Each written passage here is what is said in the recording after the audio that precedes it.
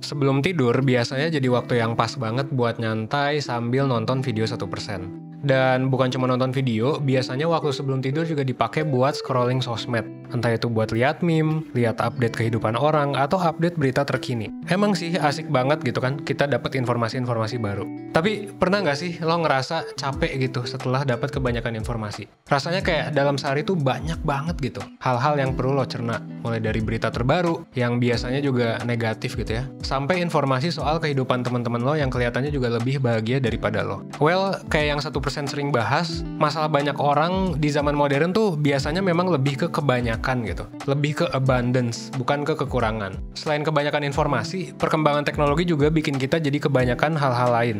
Mulai dari kebanyakan hal yang kudu diurusin, kebanyakan pilihan, sampai ya kebanyakan pilihan itu malah jadi bikin kita overthinking. Atau bahkan kita jadi susah bahagia. Nah makanya di situasi kayak gini, banyak orang yang jadi pengen belajar caranya supaya bisa bodo amat gitu. Jadi nggak heran sih kalau belakangan ini cara hidup bodo amat itu jadi naik daun. Cara hidup ini salah satunya diperkenalkan oleh Mark Manson dalam bukunya yang pernah 1% review beberapa tahun lalu. Mungkin kalau lo ngeklik video ini, lo juga termasuk orang yang pengen bisa bodo amat. Tapi sebenarnya gimana sih cara jadi bodo amat dengan baik dan benar? Nah makanya lo tonton video ini sampai habis supaya lo bisa dapet keseluruhan insight-nya. Dan gue juga bakal ngasih kejutan spesial buat lo di akhir video.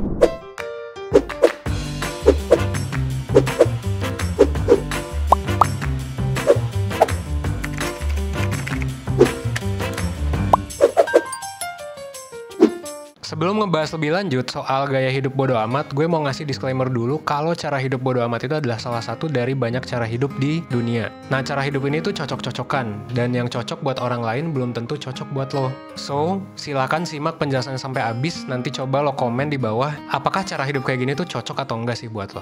Jadi sebenarnya bodo amat itu kayak gimana sih? Apakah artinya kita benar-benar gak peduli sama hal apapun di hidup kita? Dan sejauh apa sih kita perlu bodo amat? Nah, sebelum ngejawab pertanyaan-pertanyaan itu, gue mau ngejelasin dulu soal lawan dari bodo amat, yaitu ya peduli gitu. Sebenarnya apa sih peduli itu? Well, kalau menurut Sarah Knight, peduli itu intinya ketika lo ngasih sumber daya yang lo punya buat suatu hal. Sumber daya ini utamanya dibagi jadi 3 hal, yaitu uang, waktu, sama energi. Nah misalnya kalau lo punya pacar dan peduli sama dia, mungkin lo bakal nggak ragu buat nyisihin waktu buat dia. Ngeluarin energi buat nemenin dia pas lagi sedih misalnya, atau ngeluarin uang buat beliin dia sesuatu. Nah sebenarnya nggak ada nih orang yang murni 100% nggak peduli atau bodo amat sama sesuatu. Mau entah itu tentang pacar, mau itu tentang tugas gitu ya. Meskipun semuanya bodo amat ya nggak mungkin semuanya gitu 100% bodo amat. Kalau misalnya lo hidup kayak gitu ya mungkin nanti bakal kena banyak masalah juga kan gitu. Nah tapi yang jadi masalah adalah terkadang orang tuh terlalu peduli sama hal yang sebenarnya nggak penting buat mereka. Padahal bisa aja dibodo amatin gitu. Nah hal-hal nggak penting di sini tuh misalnya hal-hal yang nggak bisa dikontrol atau hal-hal yang nggak bisa diubah gitu. Padahal jumlah waktu, uang, dan energi yang bisa seseorang kasih itu terbatas. Jadi kebayang kan apa jadinya kalau seseorang ngabisin waktu, uang, dan energi yang dia punya buat semua hal gitu. Atau bahkan buat hal yang sebenarnya nggak penting-penting amat buat dia. Nah makanya itu kita perlu pinter-pinter dalam ngegunain sumber daya ini. Misalnya kalau kita mulai mikirin sesuatu yang sebenarnya di luar kendali kita, coba pertimbangkan lagi worth it atau enggak sih gitu ngabisin energi buat itu. Tapi di sisi lain ada juga hal-hal yang emang perlu dikasih energi, uang atau waktu. Nah inilah esensi dari menjadi bodo amat kalau menurut Mark Manson. Dia tuh menekankan bahwa ya pedulilah cuma sama hal-hal yang emang layak buat dapetin energi, waktu, dan uang kita. Bukan nggak peduli sama semua hal di dunia atau sengaja jadi orang nyebelin gitu. Atau kayak ya udah peduli sama semua hal. Jadi kayak peduli aja sama hal-hal yang memang layak buat dapetin energi lo gitu. Nah terus gimana sih caranya supaya kita bisa berhenti mempedulikan hal-hal yang emang nggak penting buat kita? Sebenarnya ada banyak cara yang bisa lo gunain buat belajar berhenti mempedulikan hal-hal yang nggak penting. Di video kali ini gue bakal ngejelasin 4 cara yang bisa lo coba. Nah cara pertama yang bisa lo coba adalah dengan lo tentuin hal-hal atau nilai-nilai yang lo pegang dalam hidup gitu. Soalnya kalau kata Mark Manson sebenarnya kita seringkali peduli sama banyak hal yang nggak penting. Kenapa? Karena kita nggak punya gambaran jelas tentang nilai yang kita pegang, tentang apa yang kita tuju. Akhirnya kita jadi peduli sama hal-hal yang sebenarnya nggak serelevan itu buat kita. Misalnya lo pegang nilai bahwa achievement atau pencapaian pribadi itu hal yang penting buat lo. Tapi karena lo nggak menyadari hal ini, lo jadi suka buang-buang energi buat mikirin pencapaian orang lain.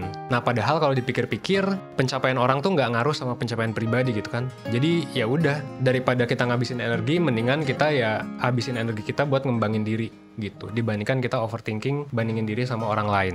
Nah maka dari itu sebaiknya memang lo cari tahu dulu apa sih nilai yang lo pegang gitu, apa sih nilai yang beneran penting buat lo. Kalau misalnya lo masih bingung, tenang aja, emang nggak gampang kok, tapi bukan berarti nggak mungkin. Kita di 1% sendiri udah lihat kalau misalnya menemukan makna hidup atau tujuan hidup adalah sesuatu yang doable, sesuatu yang bisa dilakuin, bahkan pada orang-orang yang tadinya clueless banget sama hal ini. Cara tiap orang untuk nemu hal ini pun beda-beda gitu. Ada yang dengan ikut kegiatan buat nambah pengalaman, ada yang lewat refleksi diri, atau kalau misalnya terlalu susah buat dilakuin sendiri sebenarnya ya bisa juga konsultasi sama orang gitu. Misalnya sama tenaga profesional, kayak misalnya mentor 1%. Nah, selama setahun berdiri, mentor-mentor kita udah ngebantu banyak banget orang untuk nemuin nilai atau value dasar dari hidup mereka lewat layanan konsultasi. Nah, buat lo yang belum tahu, layanan konsultasi bareng mentor adalah layanan untuk berdiskusi one-on-one sama mentor 1% buat nyari solusi yang tepat untuk masalah yang lo alami. Dan selain konsultasi, mentor kita juga bisa ngebantu lo untuk nyari value yang lo pegang. Lewat apa? Lewat tes psikologi, ya, dan lewat worksheet gitu. Salah satunya ini worksheet personal values. Nah, ini adalah worksheet yang bisa lo isi buat ngebantu supaya lo bisa tahu nilai-nilai yang lo pegang dalam hidup. Jadi, yang pertama adalah temukan dulu value dan tujuan hidup lo. Nah, kalau misalnya udah tahu, lo bisa jadi lebih gampang gitu buat nurunin nilai-nilai tadi jadi list hal yang penting buat lo. Misal, siapa sih orang yang pendapatnya lo peduliin gitu? Atau yang nggak dipeduliin? Atau topik yang lo peduliin tuh yang kayak gimana? Dan hal-hal apa aja yang perlu lo punya dan apa aja kebutuhan lo. Tiap kali lo mau peduli sama suatu hal, lo tinggal balik lagi aja ke list ini. Dan kalau nggak ada, ya mungkin ini saatnya buat bodo amat gitu. Dan selain lihat list, lo juga bisa mempertanyakan ke diri lo sendiri. Sebenarnya sesuatu itu worth it gak sih buat dipeduliin? Gitu. Dan terakhir ya coba latih kebodo amatan lo dengan secara sukarela ngelakuin sesuatu yang ngebuat lo nggak nyaman. Kayak misalnya ngajuin pertanyaan di meeting atau di kelas kalau misalnya lo meskipun lo insecure gitu ya. Atau pakai baju lo dengan style berbeda misalnya. Nah kayak gitu ya. Mungkin di awal-awal susah tapi nggak apa-apa ya, wajar sih. Apalagi untuk mengubah pola pikir dan kebiasaan yang udah tertanam bertahun-tahun. Ini emang butuh banyak penyesuaian. Apalagi selama ini kita juga belum pernah diajarin soal hal-hal ya kayak gini di sekolah gitu. Jadi ya kita di sekolah kan nggak pernah ya belajar tentang gimana nemuin value, tujuan hidup gitu. Tapi ya it's okay, pelan-pelan aja. Ya untuk itulah 1% ada gitu kan. Kita sebagai life school pengen ngajarin temen-temen gitu. Pengen bikin temen-temen berprogres, gak apa-apa dikit-dikit aja, seenggaknya 1% setiap harinya. Dan kayak kalau lo ngerasa prosesnya terlalu berat, ya gak apa-apa juga buat lo konsultasi aja sama mentor gitu. Nah buat lo yang udah nonton sampai sini, yang tadi gue udah bilang ya di awal, gue mau ngasih kejutan spesial berupa lo bisa dapetin nih diskon ketika lo masukin kode tertera di layar ini ketika pembayaran. Jadi jangan lupa buat dipakai. Lo bisa klik link di description box atau lo bisa klik 1%.net buat info lebih lanjut gitu. Oke, akhir kata sekian dulu satu video sebelum tidur dari gue. Semoga video ini bisa ngebuat lo belajar dan berkembang seenggaknya 1% setiap harinya. Well, gue Evan dari 1%. Thanks.